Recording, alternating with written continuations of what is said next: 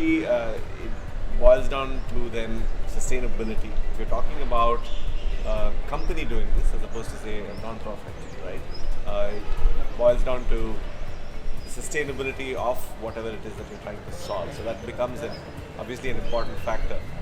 And I think if you look at the West as a model, which is not always the best thing to do, but typically things which have been reimbursed by insurance, for example, have been good places to start, where you know that there's a pay model that can take care of a business that's servicing a particular need. India is obviously different, and in the social and entrepreneurship space, there's a lot of out-of-pocket expenses. And so I think I can speak about diagnostics particularly because we are in diagnostics. I think there's a lot of unsolved problems definitely in diagnostics in terms of reaching out to tier 3, to tier 4, especially the non-communicable diseases area. So things that we in the cities would take as fairly common, which would be a glucose test or a lipid test or whatever, or even maybe an endocrine test that we're doing.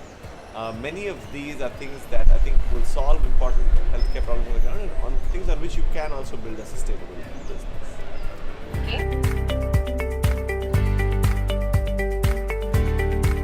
I think it's important for a few different reasons. One is you always, I think by speaking to other people that are in the same boat as you, figure out that maybe you have similar challenges, and brainstorming those is very helpful to give you new ideas, also to give you new perspectives that maybe you're not screwing up, right? If everybody's having the same problem, there's some fundamental issue that needs to be fixed. So then maybe you need to get the right stakeholders, the government involved, or public health system involved.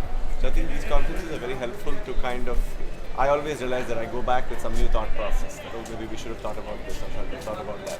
Because you meet individual people that you keep in touch with that could then just become business connections later on and help you solve important problems. So there's no doubt that the right amount of networking in concentrated focused events, right? I think, and that's what Willgrow seems to be doing, is I think bringing us the focused group together, because you don't want it to be very dispersed also. This is a nice focused group where people are broadly solving the same challenges. So I think in that sense, I expect good things to come out of it.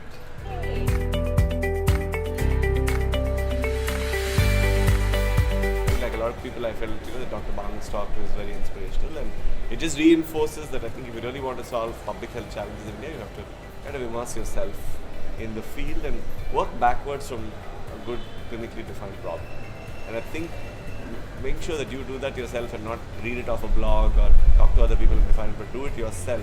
There's always little things that you learn that will help you kind of solve the problem later on. So I think just doing a lot of that upfront research is important for anybody who's trying to build an idea or a business in this space. So I think that's something that you meet fellow entrepreneurs of similar challenges, you exchange notes, say maybe we either work together or maybe we could, you also have the same problem, maybe we should approach these people.